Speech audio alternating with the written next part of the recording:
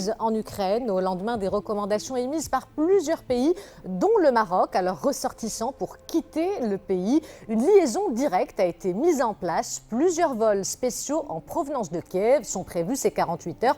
Le premier a atterri ce matin à l'aéroport international Tanger Ibn Battuta et les arrivées se poursuivent. Les détails avec Rizlan Taipi.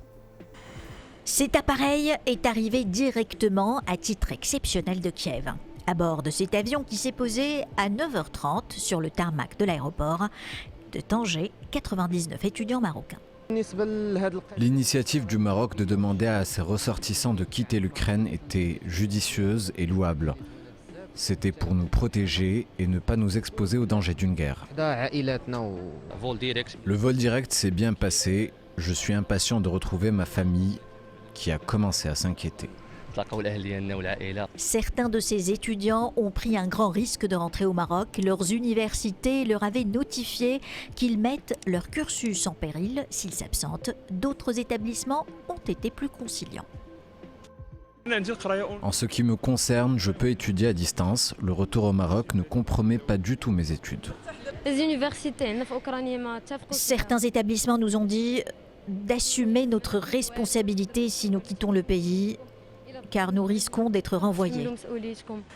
Les Marocains représentent la deuxième communauté estudiantine étrangère en Ukraine avec près de 10 000 étudiants. D'autres vols sont programmés pour organiser le retour de ceux qui le souhaitent. Après des semaines de tensions et alors que des médias américains avaient évoqué la date de mercredi, c'est-à-dire demain, comme jour potentiel d'une invasion russe, Moscou a annoncé un retrait aujourd'hui de troupes de la frontière avec l'Ukraine. Un bon signe selon le chancelier allemand qui a effectué le déplacement en Russie pour poursuivre les efforts diplomatiques et parvenir à une entente. Les détails avec Mamadou Diaye. Dans ce feuilleton des tensions autour de l'Ukraine, il est considéré comme l'acteur principal. Vladimir Poutine ne renonce à aucune de ses exigences, a-t-il confirmé devant le chancelier allemand. Mais en signe de bonne volonté à la désescalade, il confirme également un retrait partiel des militaires de la frontière avec l'Ukraine. Nous sommes prêts à continuer à travailler ensemble, nous sommes prêts à nous engager sur la voie des négociations, mais tous les problèmes, comme indiqué précédemment, doivent être considérés comme un tout. Mais comment trouver un compromis pour désamorcer la crise alors que chaque partie campe sur ses principes ? Selon le chancelier allemand, c'est sur cette équation qu'il faudra se concentrer. Pour lui, c'est l'objectif même des négociations avec la Russie, de parvenir à cette entente. Je suis absolument d'accord. Les efforts diplomatiques ne sont en aucun cas épuisés. Il s'agit maintenant de résoudre cette crise pacifiquement, de manière courageuse et décisive. Le fait que nous entendions dire que certaines troupes sont retirées est un bon signe. Nous espérons que d'autres signes de ce type suivront. Le déploiement de plus de 100 000 soldats russes dans le voisinage immédiat de l'Ukraine et la promesse de sanctions des Occidentaux, l'atmosphère est pour le moins belliqueuse entre les deux pays voisins. Une situation de ni guerre ni paix tendue du reste qui donne l'impression d'un jeu à grande échelle, au chat et à la souris. Il y a quelques jours du prochain sommet Union européenne-Union africaine, les 17 et 18 février à Bruxelles, le chef de la diplomatie européenne, Joseph Borrell, rappelle l'interdépendance des deux continents soulignée par la pandémie de Covid-19. Presque 6 ans après la dernière édition de ce rassemblement à Abidjan, Bruxelles s'apprête à accueillir ce grand rendez-vous entre l'UE et l'UA. Le président turc Recep Tayyip Erdogan aux Émirats arabes unis pour sa première visite officielle depuis plus de 10 ans dans cette monarchie du Golfe, un déplacement qui consacre le rapprochement entre les deux pays. Cette visite de 2 jours, la première d'Erdogan aux Émirats en tant que président, a été marquée par la signature de 13 accords de coopération et mémorandums d'entente. La visite du président turc fait suite à celle en novembre dernier du prince héritier d'Abu Dhabi et dirigeant des Émirats. Le lancement d'un fonds de près de 9 milliards d'euros avait alors été annoncé pour soutenir les investissements en Turquie en proie à une grave crise économique. Le Premier ministre israélien Naftali Bennett a entamé aujourd'hui une série de rencontres avec de hauts responsables du Bahreïn à l'occasion de la première visite officielle d'un chef de gouvernement israélien dans cette monarchie du Golfe. Naftali Bennett qui doit s'entretenir avec le prince héritier et Premier ministre Salman bin Hamad Al Khalifa.